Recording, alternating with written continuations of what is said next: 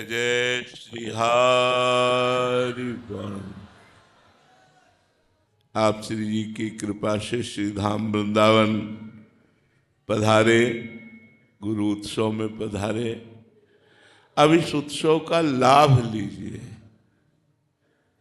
जो गुरु वाणी के अनुसार चलता है, गुरु आज्ञा के अनुसार चलता है, वो हर समय उत्सव में ही रहता है। भावोत्सवेन भजताम रसकाम धेनुम तम राधिका चरण रेणु महम स्मरामि। जो हर समय प्रिया प्रीतम के भाव उत्सव में बना रहता है, वही मनुष्य जीवन का परम लाभ प्राप्त करता है। वो भाव उत्सव कैसे आता है? हरिवंश नाम ध्रुव कहते ही बाढ़े आनंद बेली, प्रेम रंग उर जगमगे जुगल नवल रस केली। श्री प्रिया प्रीतम की रहस्यमयी रस केली का हृदय में प्रादुर्भाव हो जाता है जो नाम जप करता है। इसलिए उठते बैठते चलते फिरते कार्य करते जब आपको स्मृति आवे तुरंत नाम जप शुरू कर दो। अधिक से अधिक नाम जप करो, कोई गलत आचरण मत करो। मनुष्य जीवन परम पद की प्राप्ति के लिए है, भगवत प्राप्ति के लिए है, श्यामा श्याम की सेवा के लिए है। हमारी 3 बातें याद रखना। नाम जप न छूटे, इसका प्रयास करो। दूसरी बात, वाणी जी सिद्ध है। चतुरासी जी, 42 लीला जी, श्रीमद राधा सुधानिधि जी, महावाणी जी, केलीमाल जी, ये सब सिद्ध रस सिद्ध वाणियां हैं। यदि आप वाणी जी का गायन करेंगे तो आप प्रिया प्रीतम की समीपता का निश्चित सौभाग्य प्राप्त करेंगे। तो पहला, नाम जप का प्रयास। दूसरा, वाणी जी के गायन का नित्य नियम। और तीसरा, जुगल सरकार की सेवा।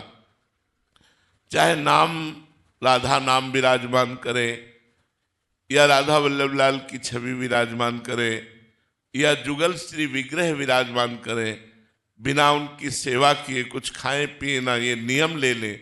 अपने ठाकुर को भोग लगा कर पाएं, अपने ठाकुर को दुलार करें। चाहे आप अष्टपहर सेवा ना करके 3 पहर की सेवा, प्रातः सायं और शयन, 3 पहर की सेवा ही करें। अगर सेवा और वाणी जी का गायन और नाम सुमिरन ये तुम्हारे जीवन में है तो निश्चित तुम्हारा मंगल हो जाएगा। इसी जन्म में भगवत प्राप्ति हो जाएगी। मनुष्य जन्म भगवत प्राप्ति के लिए है। इसलिए खूब भावोत्सव में रहिए और नाम जप कीजिए। स्वस्थ रहिए, प्रसन्न रहिए। जय जय श्री हरि वन। समस्त ब्रजवासियों के चरणों में कोटिशाह प्रणाम करते हुए, जितने भी आए हुए श्री जी के निज जन हैं, श्री जी के शरणागत जन हैं, प्रार्थना करते हैं कि साधु समागम है, ये संत मिलन है। संत संग अपवर्ग कर कामी भवकर पंथ। संतों का संग भगवान की प्राप्ति के लिए होता है।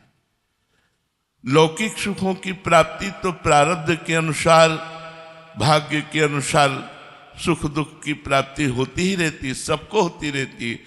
श्री भगवान ने जब अवतार लिया तो उनकी भी लीला में सुख दुख पाया गया, लेकिन वो सुख दुख से परे रहे।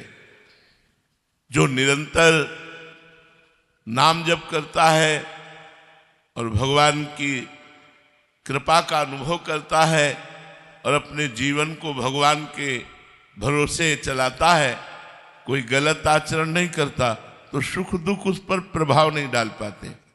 इसलिए आप लोगों से सबसे हम यही प्रार्थना करते हैं, ये 3 बातें जीवन में अवश्य उतारिए। पहली बात, उठते बैठते चलते फिरते नाम जप करना। दूसरी बात, आचार्य की वाणी का गायन पाठ करना। जो हमारी रसमयी वाणियाँ हैं, श्रीमद चतुरासी जी, श्रीमद राधा सुधानिधि जी, श्री 42 लीला जी, ये सब प्रिया प्रीतम के प्रेम रस से भरी हुई हैं।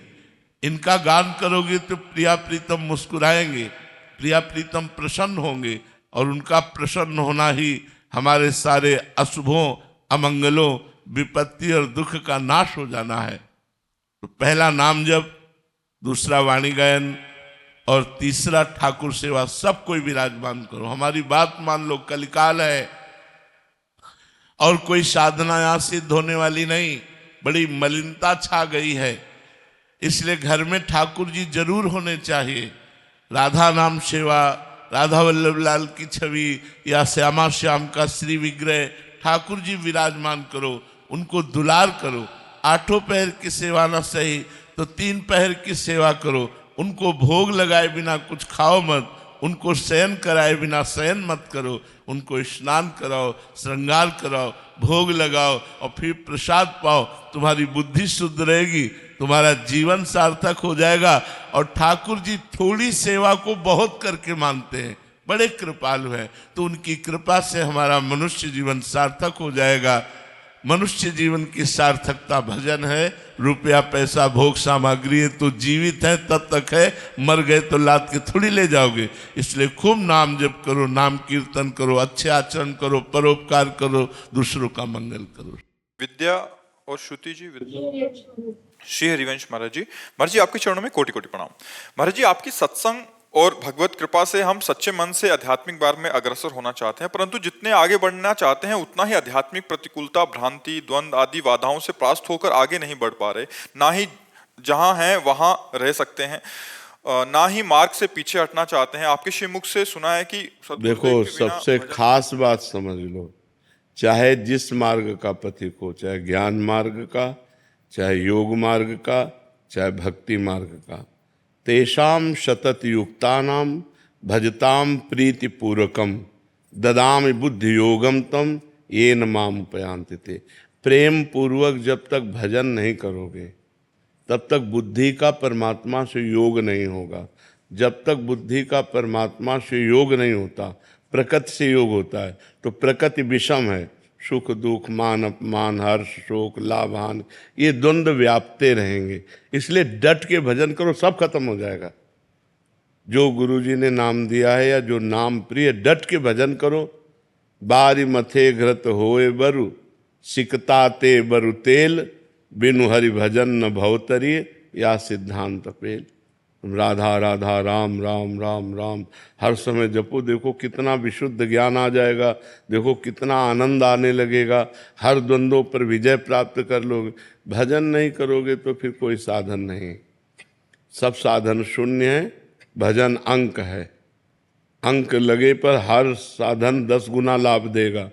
अगर भजन नहीं हो रहा तो फिर कोई नहीं। भजन बहुत कठिन चीज़ है, हर समय भगवान का चिंतन करना ये बहुत कठिन चीज़ है। अगर ये कर ले गए तो इस दुरंत माया से पार हो जाओगे। दैवी हेषा गुणमयी मम माया दुरत्या, ये जो भगवान की दुरत्य माया है, इससे पार वही हो सकता है जो भजन करता है, डट के भजन करता है, हट के भजन करता है। जो माया से, प्रपंच से हट के रात दिन भजन करता है, वो सब द्वंद्वों पर विजय प्राप्त कर लेता है। भजन के बिना सब अधूरी बात है। खूब भजन करो, किसका प्रश्न है? हाँ, भजन करो, सब ठीक हो जाएगा, सब ठीक हो जाएगा। और कुसंग ना होने पावे। अगर भजन हो रहा है और साथ में कुसंग हो रहा है तो ऐसा समझ लो कि गाय दूध देने वाली बढ़िया ले हम दूर रहे चलनी में। चलनी समझते ना, जिससे हम आटा छालते हैं, उसमें गाय दूर हैं। एक बूंद पीने को मिलेगा? नहीं मिलेगा, सब निकल जाएगा। तो आप नाम जप कर रहे हो, भक्ति कर रहे हो और व्यभिचार कर रहे हो, गंदे लोगों का संग कर रहे हो, गंदे दृश्य देख रहे हो, गंदी बातें कर रहे हो, तो चलनी में गैया दुहे और दोष दैव को दे, हरिगुरु कहो न मानई अपनो ही फल ले। वो मानो गाय को चलनी में दूरा कह रहा हमारे भाग्य में दूध नहीं लिखा है, कि पात्र बदल दे, पात्र सही पात्र में दूध तो तुम्हारा भाग्य भी हो जाए।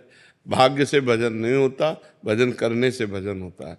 भाग्य में भजन नहीं लिखा, भाग्य में 2 ही बातें लिखी, शुभ और अशुभ कर्म, पाप और पुण्य, उसका फल सुख और दुख, बस इतना ही लिखा है। जो नवीन कर्म करने के लिए हमें मानव देह मिला है, इसमें हम भाग्य को नहीं कोसते, इसमें हम इतने प्रवीण बनते हैं, इतने बलवान बनते हैं। रौंद दो भाग्य को और नए भाग्य की रचना करो। मनुष्य शरीर नए भाग्य की रचना के लिए मिला है, पुराने भाग्य से बर्बाद होने के लिए नहीं मिला। अब भजन नहीं हो, लोग कहते हैं जवानी में भजन करने के, जवानी कोई भजन करने की है क्या? जवानी ही भजन करने की है। अच्छा, बुढ़ापे में सोच भी लोगे तो क्या कर पाओगे? जवानी में सोचा और क्रिया में उतर गए। तो अगर नाम जब चलता होता, यार नहीं, दूसरों को बचाओ और खुद बचो, और अगर अपनी बुद्धि ठीक नहीं है, भजन परायण नहीं है, तो दूसरों को भी कष्ट देगी और खुद नरक भोगेगी, कष्ट भोगेगी। इसीलिए हम कहते हैं अध्यात्म के बिना मनुष्य राक्षस है, राक्षस रूप नहीं है, चिंतन राक्षसी हो जाता है। तो बहुत होश में, और ये होश बिना भजन के नहीं। अगर भजन करोगे तो होश में रहो, डर लगेगा। आपका चेहरा आ जाता है महाराज जी की, महाराज जी ने ये कहा है, हाँ, ये नहीं कहा। हाँ, कल हमसे एक प्रश्न कर रहे थे कि जवानी में भजन करने की क्या आवश्यकता है? जवानी में ही है, क्योंकि इस समय उद्दंडता, बल, इंद्रियों में सब कुछ रहता है, हम कंट्रोल कर सकें अपने को। अब हमारी बुद्धि ड्राइवर है हमारे जीवन की। अगर बुद्धि शुद्ध है तो सही मार्ग पे चलेगी, और बुद्धि अशुद्ध है तो एक्सीडेंट करवा देगी, कहीं ना कहीं कोई न कोई घटना करवा देगी, पूरा जीवन बर्बाद हो जाएगा। इसलिए नाम जप करो। समस्याओं का समाधान भगवान है, इंसान नहीं है। भगवान हर समस्या का समाधान है। वो कर तुम अकर तुम अन्यथा कर तुम सर्व समर्थ है। भगवान को लेकर चलो। अब आप बड़े गर्व से घर से निकले, लौटोगे कि नहीं, क्या भरोसा? घर से निकलो भगवान का चिंतन करते हुए, भगवान का स्मरण करते, वो बचाएंगे, वो आपकी रक्षा करेंगे। इसका नाम मृत्यु लोक है, बड़ा भयावह है। कब कहाँ कौन सी घटना हो जाए कुछ पता नहीं है। आप किनारे किनारे रोड के जा रहे हो, गाड़ी बहकी हुई आ रही, आपको रौंद के चली गई। वो नाम जप है भगवान का, वो रक्षा कर लेंगे। करो सदा तिनके रखवारी, जिम बालक राखे महतारी। जैसे बच्चे की रक्षा माँ करती है, ऐसे भगवान कहते हैं मैं अपने भक्तों की रक्षा करता हूँ। तो इसलिए भक्त बनो, नाम जप करो, भगवान की आराधना करो, और जब कोई ऐसी गंदी घटना करने का मन आवे तो चिंतन करो परिणाम का, कि परिणाम क्या होगा। नहीं भाई नहीं, थोड़ी देर के लिए भाग जाओ, वहाँ से हट जाओ, अपने मन को शांत कर लो, नहीं तो ऐसी क्रिया करवा देगा, पूरा जीवन बर्बाद हो जाएगा। बहुत शांति से चलने के लिए मनुष्य जीवन मिला है, बहुत आनंद प्राप्ति के लिए। आदित्य राज जी बिहार से। श्री हरिवंश जी। श्री हरिवंश महाराज जी, ऐसा क्या करें कि आपके प्रति सेवा बने? राधा राधा राधा, इससे बड़ी कोई सेवा नहीं। हमें जो चाहिए आपसे वो चाहिए कि आपका कल्याण हो जाए, आपका मंगल हो जाए। राधा राधा राधा, बस ये चाहिए। हमारा प्रेमी वही है, हमारा मित्र वही है, हमारा रिश्तेदार वही है, हमारा शिष्य वही है, हमें सुख देने वाला वही है, जो अपने आचरणों को सुधार कर नाम जप कर रहा है। बस आप सुखी हो, हम अच्छे हैं। नहीं, हमारा बैठना किस काम में आया, हमारा बाबा जी बनना किस काम में आया? अगर आप लोग अच्छे आचरण स्वीकार कर रहे हैं, आप सही चल रहे हैं, तो हम अपने को धन्य मान रहे हैं कि हमारा साधु वेश धारण करना धन्य हो गया, हमारा जीवन धन्य हो गया कि 4 लोग सही ढंग से हमारे आदेशानुसार चल रहे हैं। यही प्रसन्नता हमको चाहिए कि आप अपने आचरण सुधारो, आप अपने माता पिता को सुख दो, आप नाम जप करो, स्वस्थ रहो, सुखी रहो। यही हमारी भेंट है, यही हमारे को सुख देना है। हम आपके सत्संग के प्रभाव से ही हमारे इष्ट में दृढ़ता, निष्ठा तीव्र हो रही है महाराज जी। ना हम हमारे इष्ट को छोड़ सकते हैं, ना आपको छोड़ सकते हैं। आपका जैसे मन हमारा जैसे समर्पित हुआ है, वैसे वहाँ मतलब कहीं पे भी ऐसा हुआ नहीं है। तो अभी हम इसी दुविधा में है कि आगे कैसे बढ़े, हम जैसे कि रुक का गया है। बिल्कुल नहीं रुकना, आगे बढ़ना है। हम आपके मित्र हैं, जो आपको साधना दी वो आपके गुरु हैं, जो साधना है वही आपको करनी है। हमसे केवल सलाह ले लो और आगे बढ़ो। बात समझ रहे हो?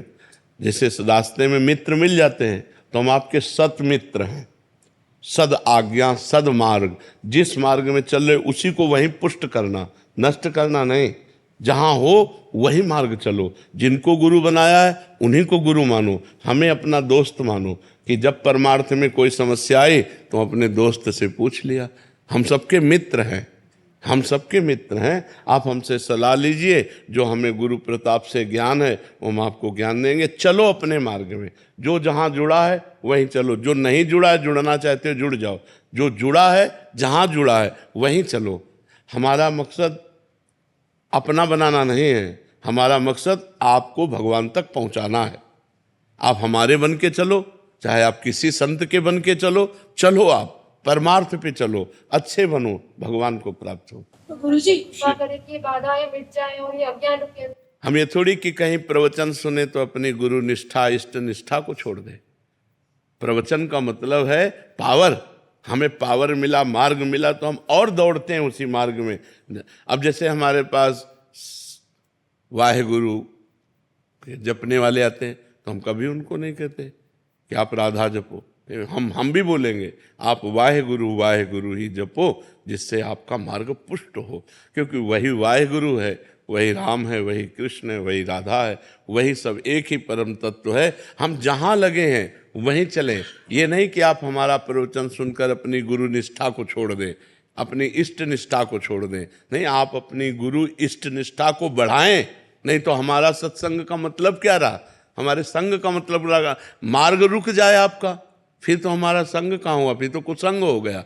मार्ग बढ़े आपका, जहां आप हो उत्साह हो जाए और आप और उत्साह से उसी मार्ग में बढ़े। भावना शर्मा जी बेंगलोर से। राधे राधे गुरु। राधे राधे महाराज जी। गुरुजी, कमाई का कितना हिस्सा धर्म के मार्ग पर लगाना चाहिए अपने अपने सामर्थ्य? हमारी बात समझो। अगर कोई आपको एक्सीडेंट का केस दिखाई दे रहा है, आप दौड़ पड़ो, उसे उठाओ, गाड़ी में डालो, अस्पताल ले जाओ, जितना खर्चा लगे लगाओ। कोई भूखा दिखाई दे रहा है, अपनी भोजन की थाल उसे दे दो। कोई ठंडी से कांप रहा है, अपना कपड़ा उसे दे दो। ऐसा नहीं है कि हम महीने में निकाल करके रखें। हमें जहां जरूरत पड़ी, हाँ बहुत आ रहा हो करोड़ों में तो बहुत मिशन खुले हैं। ऐसे जो धर्मार्थ मिशन है उनमें आप दे सकते हो, लेकिन गृहस्थी में जितना आ रहा है अपने परिवार का पोषण करो, भगवान की घर में सेवा विराजमान करो, अतिथि सेवा करो, भूखे टूटे के साधु संत महात्मा, बीमार पशु पक्षी कोई भी हो उसकी सेवा की भावना रखो। उसमें भी ये नहीं देखना है कि हमारा दशांश खत्म हो गया अब तो अब हम क्या खर्चा करें। नहीं, हम 2-4 दिन भले भूखे रह जाएं, लेकिन आज ये बीमार आदमी है, इसको हम दवाई दिलाते हैं, आज इसकी हम सेवा करते हैं। सेवा करने की भावना रखो, दान देने की भावना मत रखो। सेवा करने के लिए हमारे पास जो कुछ तन मन धन है, अगर जरूरत पड़ी हम दूसरों की सेवा में तन से भी लगेंगे, मन से भी लगेंगे और धन से भी लगेंगे। हमारी भावना तो ये है कि तुदीयम वस्तु गोविंदम तुभ्यमेव समर्पये। हे भगवान, आपकी दी हुई वस्तु हमारे पास है, जब जरूरत जहाँ जैसे पड़े हमें प्रेरित कर देना, हम सेवा कर देंगे। हम दान देने लायक नहीं हैं, क्योंकि दान अपनी वस्तु का दिया जाता है और वस्तु भगवान की है, तो हम क्या दान दें? भगवान की वस्तु जहाँ जरूरत पड़ेगी वहाँ लगा देंगे। वैसे शास्त्रीय नियम में बताया गया है कि 100 में 10 रुपये धर्म के लिए निकाल देने चाहिए, दशांश कहते हैं। 100 में 10 रुपये धर्म के लिए निकाल देना चाहिए कि भाई अगर हमारे पास 100 रुपये हैं तो 10 रुपये रखें, किसी धर्म कार्य में जब अवसर आएगा तो हम इसे लगा देंगे। ऐसा शास्त्रीय। पर हम कह रहे हैं कि अगर हमें ज़रूरत है उसको 100 रुपया की दवा दिलाने की, हमने 10 रुपया निकाल कर तो हम 90 और लगा देते हैं। भैया तुम्हारी दवा 100 की है, तुम जाओ और खाओ और स्वस्थ रहो। ऐसे भावना से करना चाहिए। अगर दान वाले सिस्टम पे तो फिर अब उसको 90 कहाँ से चलो जरूर, तो हम 90 का घाटा सह लेंगे, हम तुम्हें पूरे 100 दे देंगे। आज तुम्हें बीमार हो, आज तुम्हें आवश्यकता है तो हम तुम्हारी सहायता करते हैं। ऐसी भावना रखनी चाहिए। वैसे शास्त्रीय नियम दशांश निकालने का है कि 100 में 10 रुपया निकाल के रख दे। कभी तीर्थ यात्रा, कभी साधु सेवा, कभी गौ सेवा, कभी बीमार सेवा, उनमें लगा दे ऐसा। इसलिए देने की बात छोड़ो, अपने परिवार का बढ़िया पोषण करो, लड़का बच्चा को बढ़िया पढ़ाओ लिखाओ और जरूरतमंद की सेवा कर दो। कभी कोई भूखा टूटा प्यासा बीमार ऐसा जरूरतमंद दिखाई दे तो उसे अपना भी वस्त्र दे दे, कोई बात। मतलब हम साल ओढ़े, कोई काँप रहा है तो हम तो घर में जाके दूसरी व्यवस्था कर देंगे, उसको ओढ़ा देते हैं। ये है सच्ची सेवा। कोई भूखा है, हम अपने हिस्से का भोजन उसको दे देते हैं, ये सच्ची सेवा है जी। स्वामी राम राज्यम जी बरसाना से। जी राधे राधे महाराज जी। महाराज जी, श्रीमद् भागवत जी के गोपी गीत इस बात का संकेत है कि गोपियों को भगवान श्री कृष्ण के ईश्वर तत्व का भान था। और श्लोक संख्या इसमें एक लिखा है कि वो कह रहे हैं कि तुम समस्त शरीरधारियों के हृदय में अंतर्यामी रूप से रहने वाले साक्षी हो। वह कह रहे हैं ना कि आप केवल यशोदानंदन नहीं हो, अखिल अखिल देहधारियों के अंतर में विराजमान परमात्मा हो। न खलु गोपिका नंदनो भवा अखिल देहिना मंत्रात्मद्रिक विखन सार्थितो विश्वगुप्तये सख उदयवान सात्वताम कुले। आप सात्वत कुल में जो उत्पन्न हुए हो, विश्व में तत्व रूप से गुप्त हो, यशोदानंदन ही केवल नहीं हो, अखिल देहधारियों के अंतरात्मा हो।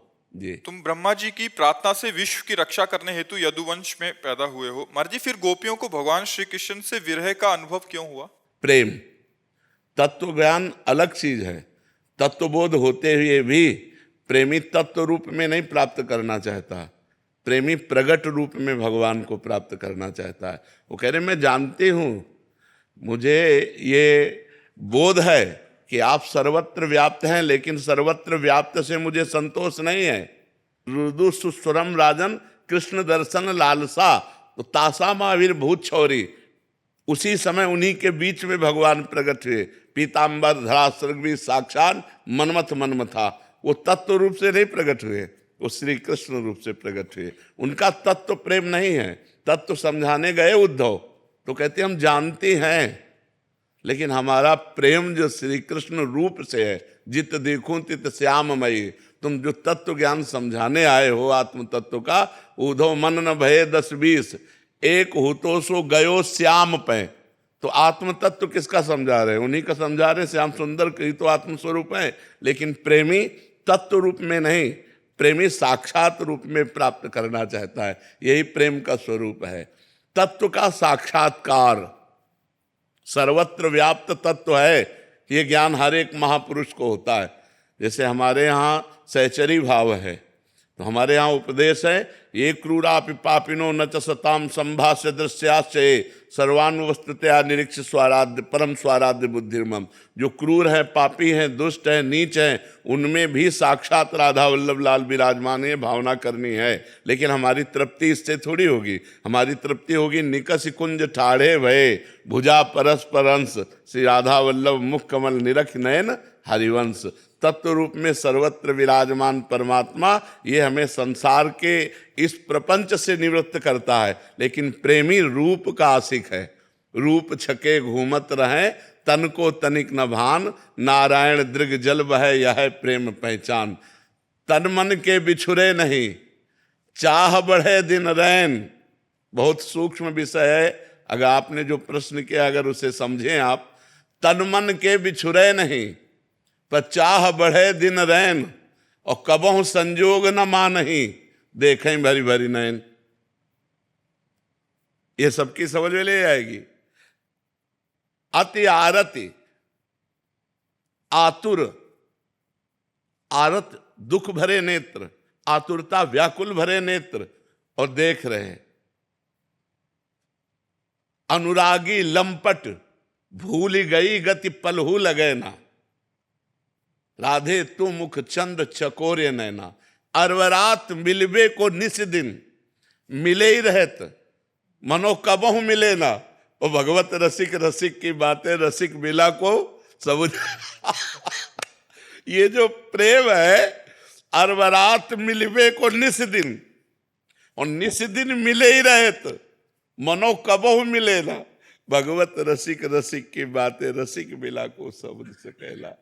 तो गोपी जन श्री कृष्ण तत्व प्रेमी नहीं है, श्री कृष्ण रूप प्रेमी है। इसीलिए रूप का अंतर ध्यान होते ही, तत्व का ज्ञान होते हुए भी, रुदु सुस्वरम राजन कृष्ण दर्शन लालसा। तासा मावीर भूत छौरी स्मयमान मुखाम्बुजा पीताम्बर धरा सृग्वी साक्षात मनमथ मनमथा। इसीलिए भगवान तुरंत उन्हीं के बीच में, तासा महावीर वहीं थे तत्व रूप में, लेकिन तुरंत श्री कृष्ण रूप धारण करके पीताम्बरधारी कोट मनमथारी भगवान अपने रूप को प्रकाशित किया। समझ पा रहे आप जी? अजीत कुमार जी हिसार से। जय श्री राम। राधे राधे महाराज। राधे राधे महाराज जी।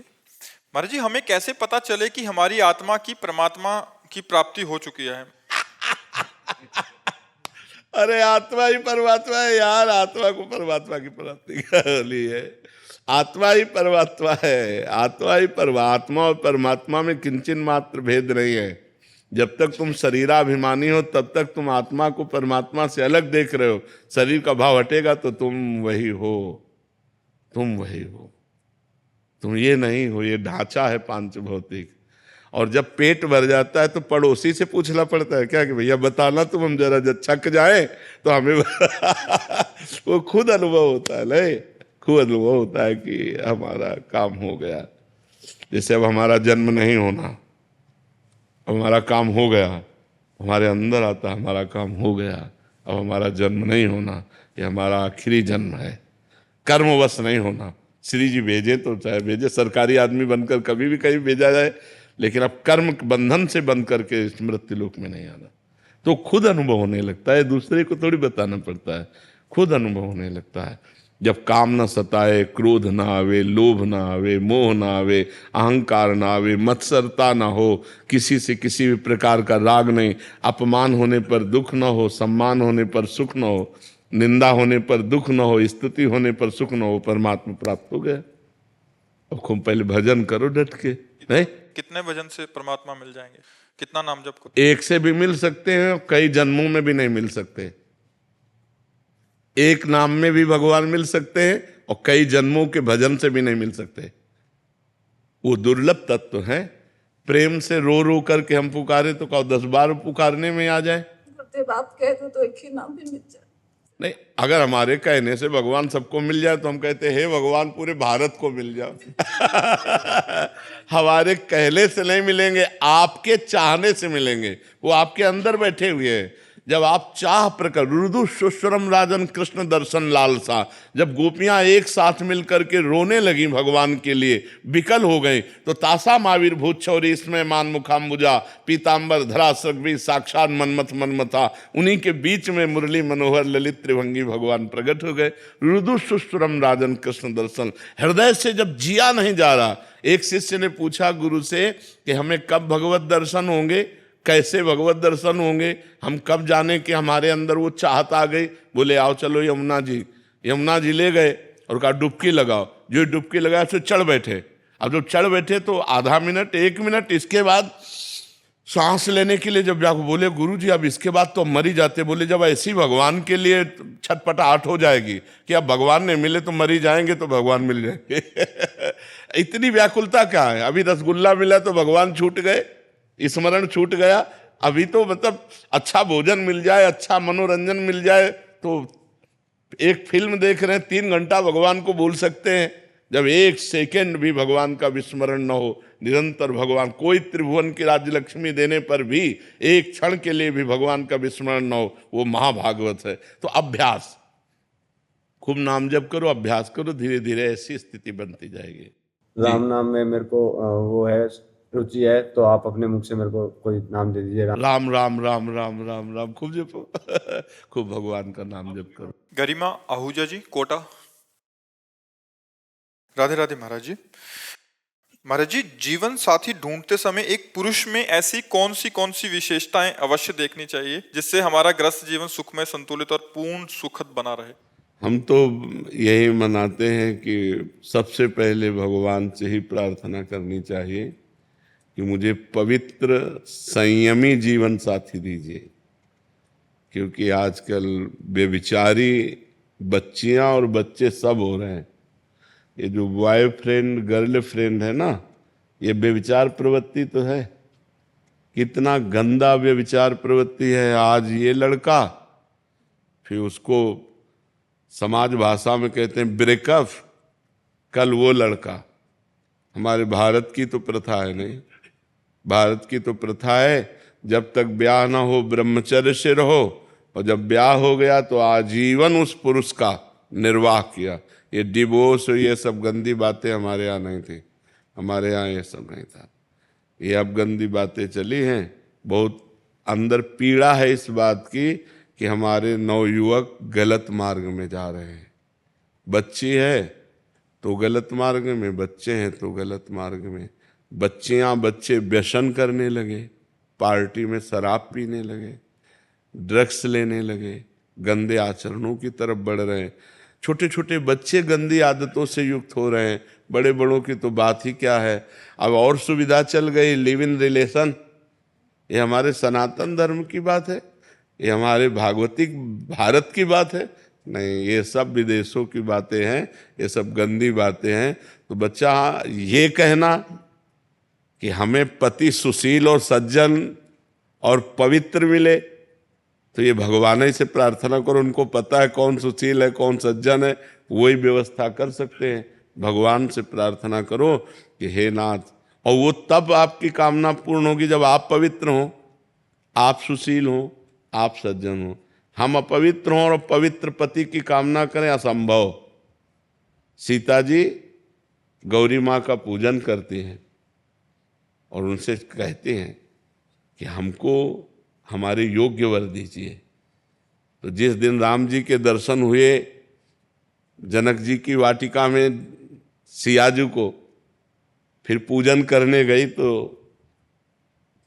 खसी माल मूर्ति मुस्कानी, अंबाजी प्रसन्न होकर बोली, मन जाहि राच्यो मिली सोवर साज सुंदर सावरो।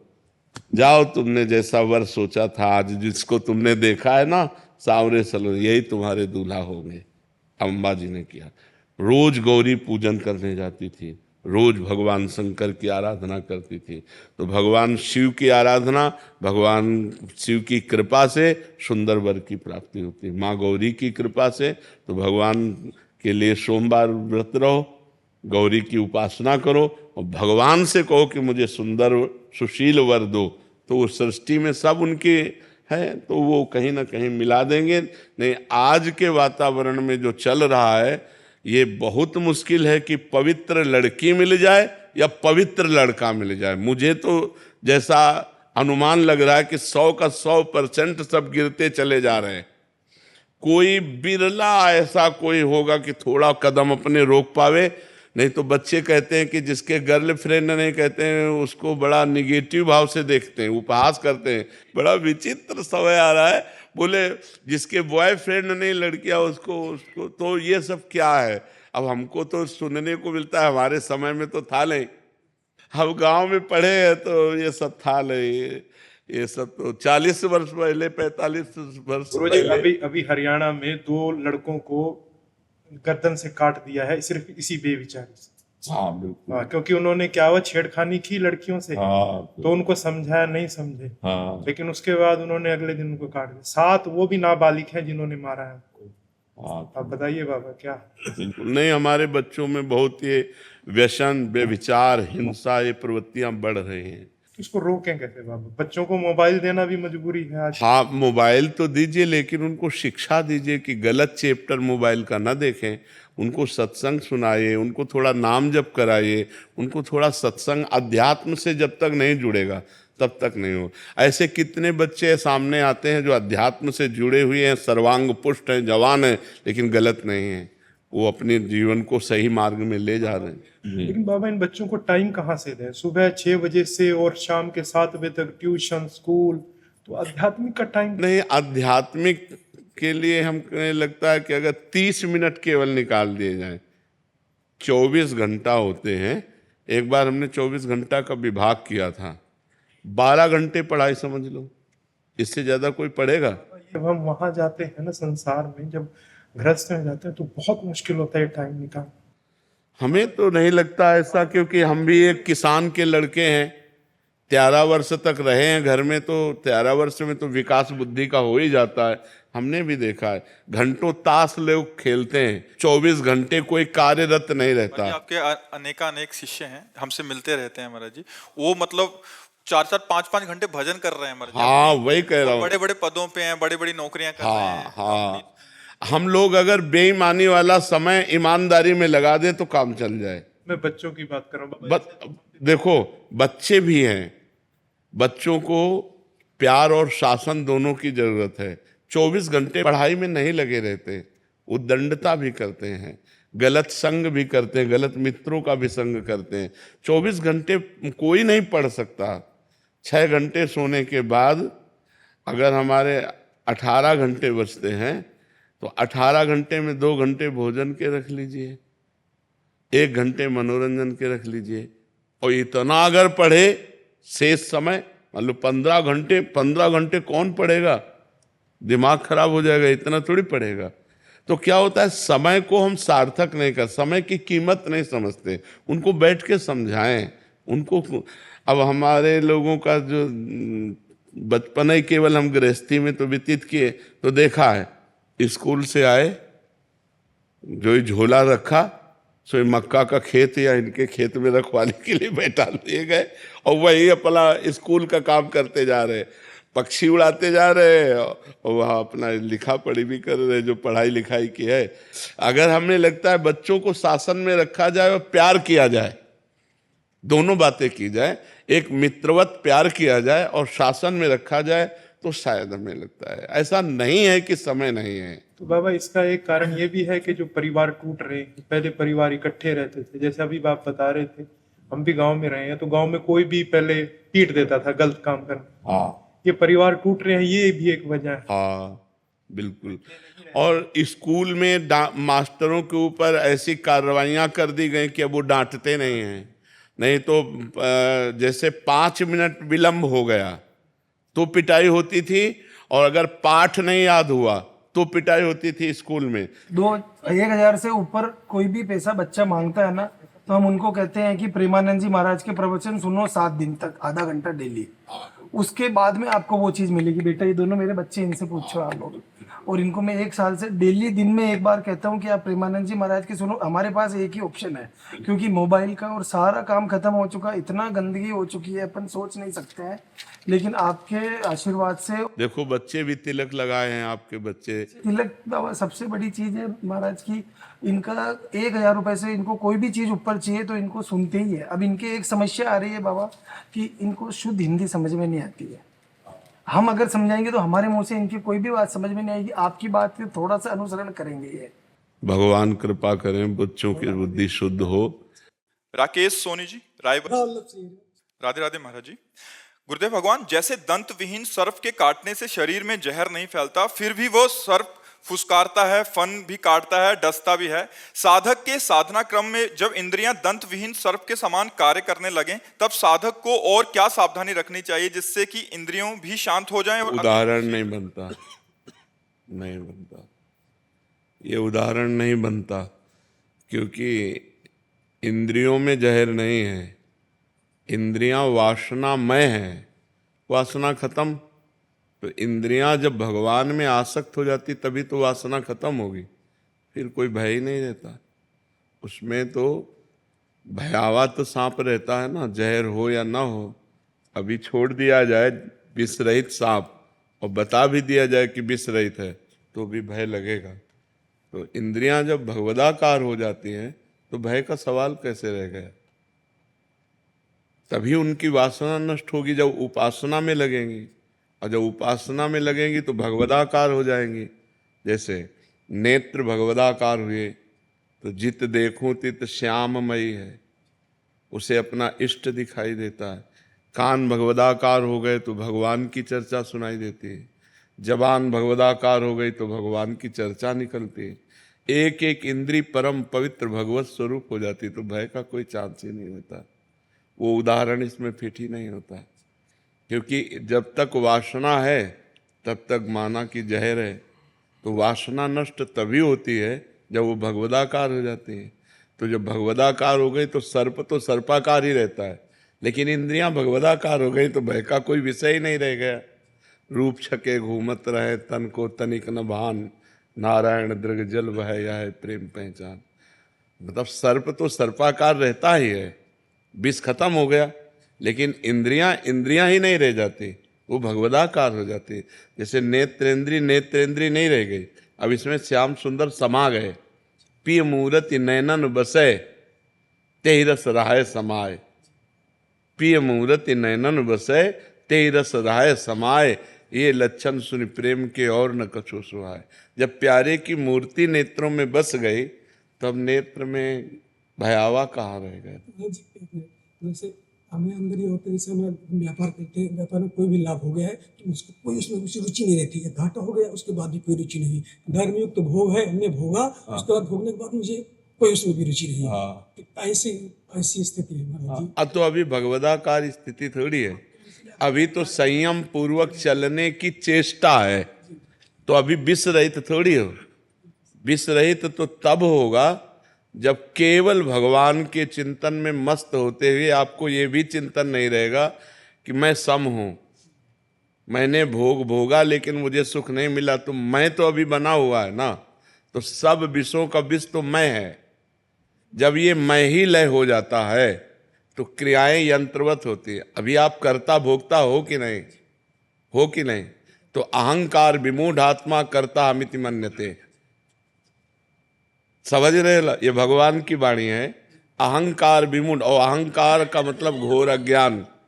अभी हम अज्ञान की धरा में ज्ञान की धरा तक यात्रा कर रहे हैं, असतो मां सदगमय, तो अभी निर्विषय नहीं हुए। लेकिन आपका प्रश्न है कि जब उसका विष खत्म हो जाता है तब वो कैसी स्थिति होती है? हमने प्रश्न किया कि मतलब इस समय मतलब ऐसी स्थिति में हमें कैसे रहनी, क्या करना चाहिए? हाँ, अब ये स्थिति अगर आप नाम जप कर रहे हैं और सहनशील बनते चले जाएं तो आपको ये स्थिति ज्ञान तक पहुंचा देगी, भगवान तक पहुंचा देगी। स्थिति बढ़िया है, लेकिन प्रश्न हमारा उत्तर होता शब्द पे कि सर्प के विषवत दांत टूट गए हैं, अब वो केवल सर्प रह गया है। लिखा है कि मतलब जो है अभी जो है, लेकिन फिर भी है अंदर से चेष्टा है उसकी, उसमें लिखा है ना, फन काटता है, शरीर में जहर नहीं फैलता। तो आप निर्णय कैसे कह सकते हैं कि उसका जहर नहीं पड़ सकता? क्योंकि भोक्ता और कर्ता है, तो कर्ता और भोक्ता है तो शुभ और अशुभ कर्म बन रहे हैं। अवश्य में वो भोक्तव्यम कृतम कर्म शुभाशुभम, कृतम माने किया हुआ कर्म, और कर्ता भोक्ता है तो विष तो पूरा है प्यारे। एक बार हमको बता दी आपने कैसे रहना। नाम जप कीजिए और जैसे चल रहे हो ऐसे चलते रहिए, ये गलित हो जाएगा, ये लय हो जाएगा। आप ठीक चल रहे हो लेकिन प्रश्न में त्रुटि है, प्रश्न में त्रुटि। आप ठीक चल रहे हो, आपका जैसे एक गृहस्थ धर्म में चला जाता है, ठीक साधना आपकी वही चल रही है। आप नाम जप करते रहिए, समभाव से रहिए, परोपकार कीजिए, पाप कर्म न बनने पावे, तो यही वृत्ति धीरे धीरे आपकी गाढ़ होती चली जाएगी और आम कर्ता भोक्ता लय हो जाएगा।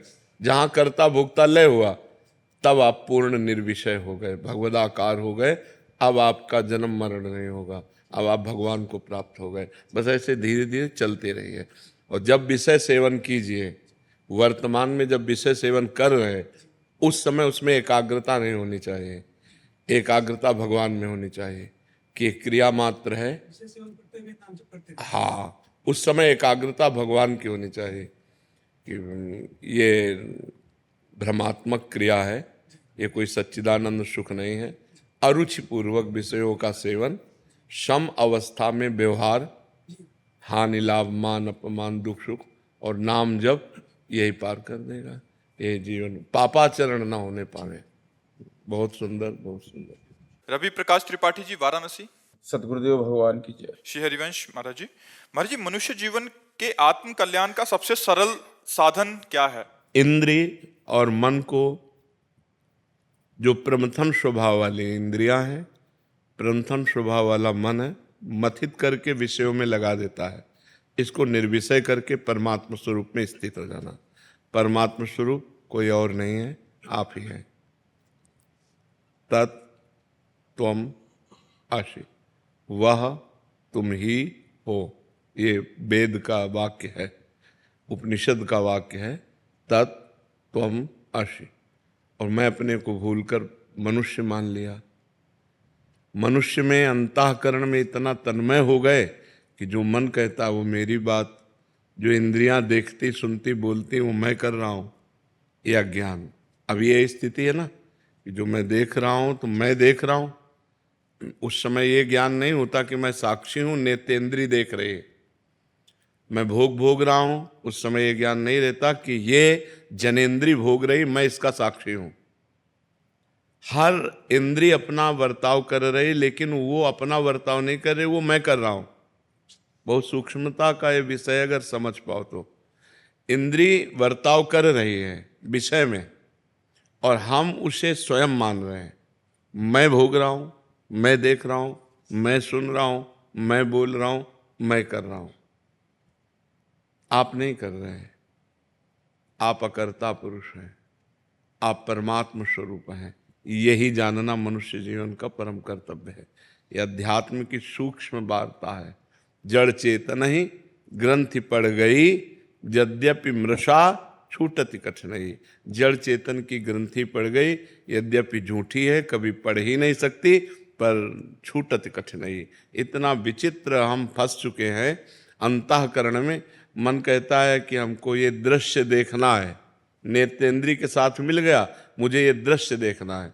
अब आप उसको अपना मान लेते हैं, यार मेरे को आज ये देखना है, फंस गए। अब निर्णय नहीं कर सकते कि गलत देखना था या सही देखना था। अगर आप उस समय विवेकवान हैं तो आप मन और नेत्रेंद्रिय दोनों को शासन में लेंगे कि ये गलत दृश्य है, मैं नहीं देखूंगा। ये साधक की बात है। सिद्ध पुरुष तो गलत सही दोनों से ऊपर उठ जाता है। उसके लिए न कुछ गलत है न कुछ सही है। वो न देखता है, न सुनता है, न बोलता है, और देखता सुनता बोलता हुआ भी वो कुछ नहीं करता है। बड़ी दिव्य स्थिति होती है अध्यात्म की। तो मनुष्य जीवन का परम कर्तव्य है भगवत प्राप्ति। हम भजन के बल से अपने अंदर छुपे हुए अज्ञान का नाश करके समस्त इंद्रिय और मन के विजेता बन के भगवान को प्राप्त करें। यही मनुष्य जीवन का लाभ है। देखो, लाभ कहते हैं परिणाम को। परिणाम यदि लाभ तो लाभ, और परिणाम यदि हानि तो वर्तमान के लाभ को लाभ नहीं कहते। परिणाम में आइए, जब आपका शरीर छूटेगा तब 5 पैसा नहीं जाएगा आपके साथ, तो परिणाम में तो घाटे में हो गए। परिणाम हमें देखना। विवेक क्या करता है? परिणाम देखता है। और अविवेक माने अज्ञान क्या करता है? वर्तमान देखता है कि यार अभी भोगो, अब 5 मिनट भोगा और जीवन भर जेल काटा, लाभ तो नहीं हुआ ना। 5 मिनट की क्रिया और आजीवन कारावास।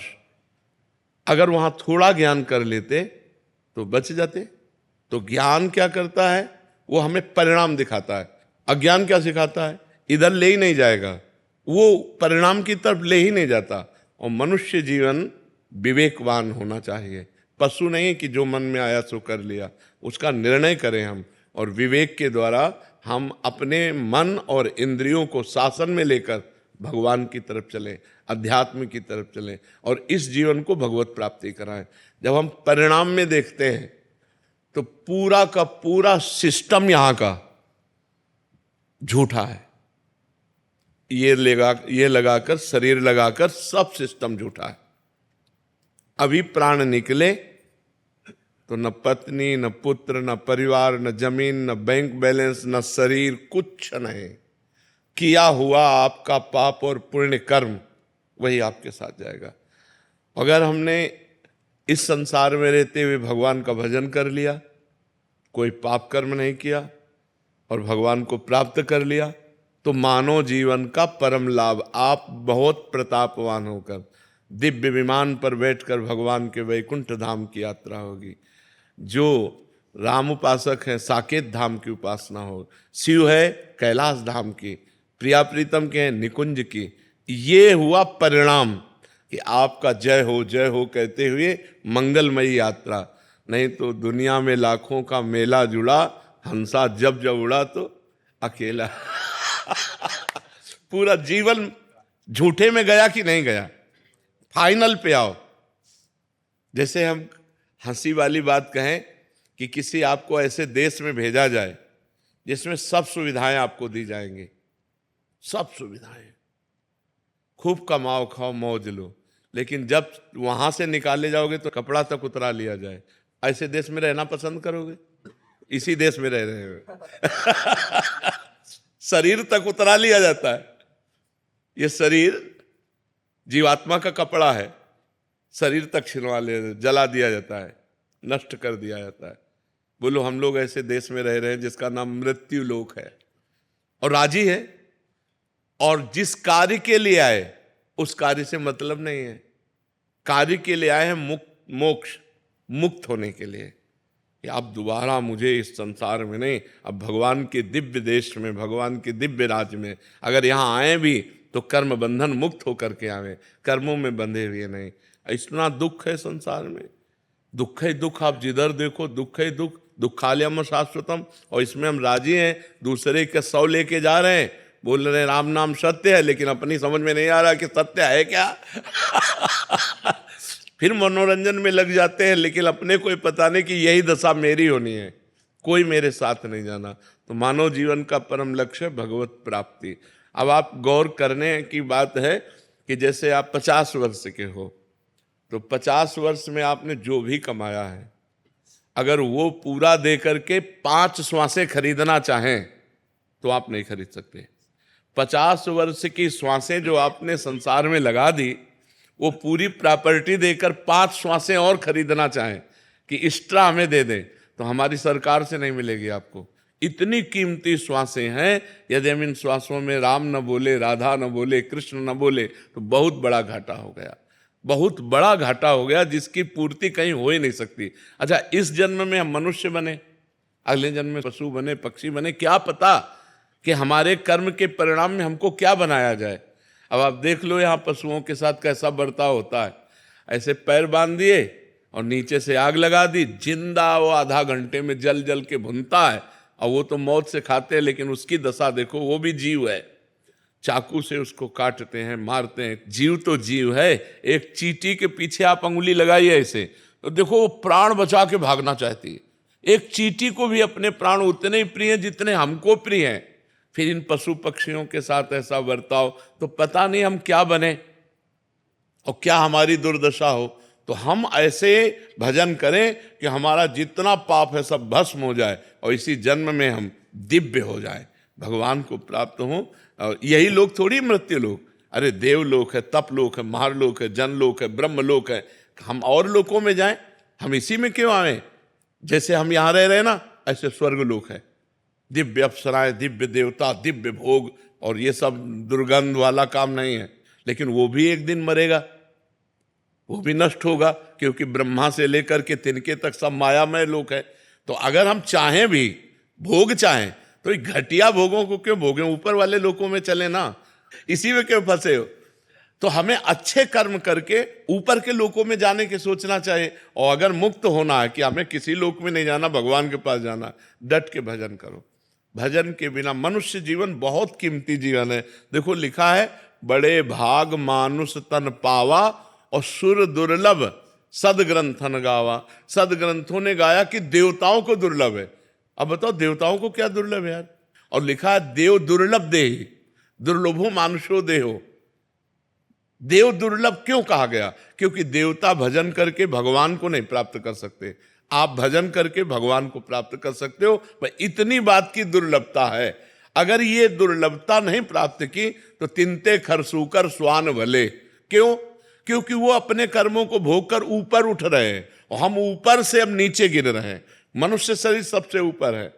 83,99,999 योनियों के बाद ये मनुष्य शरीर है। अगर अब हम चूके तो हम नीचे ही गिरेंगे, ऊपर तो है नहीं। तो हम चूके ना, हम ऊपर की तरफ इससे बढ़े। अगर हमारा मोक्ष ना हो तो जैसे गीता जी में लिखा हुआ है कि जो मेरा भजन करने वाले हैं वो नष्ट नहीं होते। अगर आप किसी विषय के प्रेम में भगवान की प्राप्ति नहीं कर पाए, भजन कर रहे हैं, मान लो आप विषयी पुरुष हो और भजन कर रहे हो, तो आपको स्वर्ग ले जाया जाएगा, वहां के दिव्य भोग भोगाए जाएंगे और फिर मृत्युलोक में श्रीवान कुलवान धनवान के यहाँ जन्म होगा और फिर भजन का योग मिलेगा और फिर आप मतलब आपका अमंगल हो ही नहीं सकता। भाव कुभाव अनख आलसहु नाम जपत मंगल दिश दसहु। दसों दिशाओं में आपका मंगल होगा। इसलिए भगवान की प्राप्ति करना मनुष्य जीवन का परम लक्ष्य है।